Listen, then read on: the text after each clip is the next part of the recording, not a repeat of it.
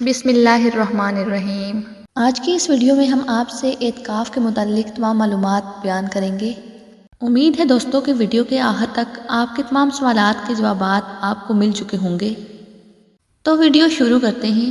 دوستوں، مسلمان رمضان المبارک کے آخری 10 شب و روز مسجد میں گزارتے ہیں، یہ جاننے کے لیے کہ کون سی رات لیلۃ القدر ہے، اسی کو اعتکاف کہتے ہیں۔ آپ صلی اللہ علیہ وآلہ وسلم رمضان کے آخری 10 روز اعتکاف فرماتے تھے، اور آپ صلی اللہ علیہ وآلہ وسلم نے یہ عمل اپنے وصال تک جاری رکھا۔ سب سے پہلے آپ کو بتاتے ہیں کہ اعتکاف کی 3 قسمیں ہیں: سنت، نفل، واجب۔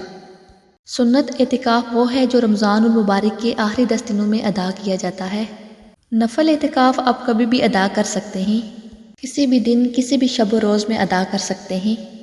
اور واجب اعتکاف آپ پر اس صورت میں لازم ہو جاتا ہے کہ جب آپ اپنے رب سے یہ وعدہ کر لیں کہ جب میرا یہ فلاں کام ہو جائے گا تو میں اعتکاف کروں گی، اس کے بعد یہ آپ کے لیے لازم ہو جاتا ہے اور اس کو ادا کرنا آپ کے لیے ضروری ہوتا ہے، اور اس اعتکاف کو واجب اعتکاف کہتے ہیں۔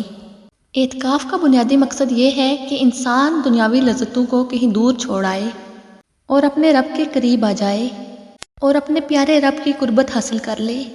اور اس کا دوسرا مقصد یہ بھی ہے کہ انسان اپنے رب کے ساتھ اپنے تعلق کو مضبوط کر لے، یعنی جب انسان زیادہ وقت اللہ کی عبادات اور حمد و ثنا میں رہے گا تو اسے عبادات سے محبت ہو جائے گی اور اس کا ایمان مزید مضبوط ہو جائے گا۔ پھر وہ نہ صرف ان 10 دنوں میں عبادات کرے گا بلکہ ان عبادات کو آگے بھی اپنی زندگی میں ساتھ لے کر چلے گا۔ ناظرین اکرامی، اب سوالات پر آتے ہیں کہ اعتکاف کب شروع کرنا چاہیے۔ اس کے بارے میں مختلف علماء کی مختلف رائے ہے، اور بہت سی احادیث میں آیا ہے کہ نبی پاک صلی اللہ علیہ وآلہ وسلم اعتکاف کا آغاز مغرب کی نماز کے وقت کیا کرتے تھے، لیکن اس کے ساتھ ساتھ یہ بھی آیا ہے کہ آپ صلی اللہ علیہ وآلہ وسلم اپنے اعتکاف کا آغاز فجر کی نماز کے وقت کیا کرتے تھے۔ حضرت عائشہ رضی اللہ تعالی عنہا سے مروی ہے کہ رسول اللہ صلی اللہ علیہ وآلہ وسلم جب کبھی بھی اعتکاف ادا کرنا چاہتے تو آپ فجر کی نماز ادا کرتے اور اپنے اعتکاف والی جگہ میں داخل ہو جاتے۔ اب دوسرا سوال یہ ہے کہ اعتکاف کے لیے کون کون سی شرائط ضروری ہیں۔ اعتکاف کے لیے پہلی شرط تو مسلمان ہونا ضروری ہے۔ اگر کوئی شخص مسلمان نہیں ہے تو وہ اعتکاف ادا نہیں کر سکتا۔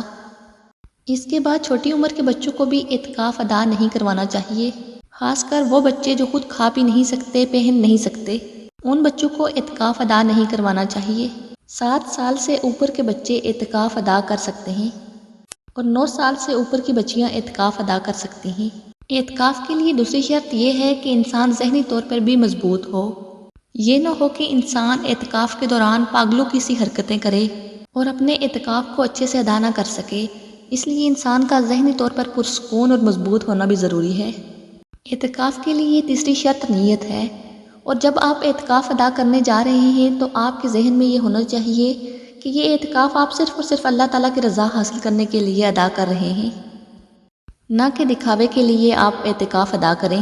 اگر آپ کی نیت ہی غلط ہوگی تو آپ کا اعتکاف صحیح نہیں ہوگا۔ اعتکاف کے لیے چوتھی شرط ہے اجازت لینا۔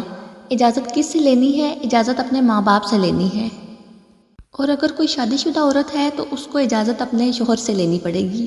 اعتکاف کے لیے 5ویں شرط ہے کہ اعتکاف کو مسجد میں ادا کرنا چاہیے، لیکن کچھ علماء کی یہ رائے ہے کہ اعتکاف گھر پر بھی ادا کیا جا سکتا ہے، لیکن گھر میں اعتکاف صرف عورتیں ہی ادا کر سکتی ہیں۔ اعتکاف کے لیے 6ٹھی شرط یہ ہے کہ آپ کو اعتکاف میں ہمیشہ باوضو رہنا ہے۔ اگر کسی وجہ سے آپ کا وضو ٹوٹ گیا ہے تو آپ کو فوری طور پر دوبارہ وضو کرنا ہوگا اور اپنے اعتکاف کو جاری رکھنا ہوگا۔ اعتکاف کے لیے 7ویں شرط ہے روزہ رکھنا۔ اعتکاف کے دوران آپ کو روزہ رکھنا بھی ضروری ہے۔ آپ صلی اللہ علیہ وآلہ وسلم ہمیشہ روزے میں اعتکاف ادا کرتے تھے، لیکن اگر کسی بیماری کی وجہ سے آپ روزہ نہیں رکھ سکتے تو آپ بنا روزے کے بھی اعتکاف ادا کر سکتے ہیں۔ اعتکاف کے دوران آپ کو اپنی جگہ چھوڑ کر غیر ضروری کاموں کے لیے ادھر ادھر نہیں جا سکتے، اور اعتکاف کے دوران جن چیزوں کو آپ نے اپنے پاس رکھنا ہے ان کی لسٹ یہ ہے۔ اعتکاف کے دوران آپ کو کیا کرنا چاہیے؟ اعتکاف کے دوران آپ کو 5 وقت کی نماز ادا کرنی چاہیے، اور اگر آپ مسجد میں اعتکاف ادا کر رہے ہیں تو یہ آپ کے لیے بہت آسان ہو جائے گا کہ آپ باجماعت 5 وقت کی نماز ادا کریں، اور اگر آپ گھر میں بھی اعتکاف ادا کر رہے ہیں تو 5 وقت کی نماز آپ نے لازمی ادا کرنی ہے۔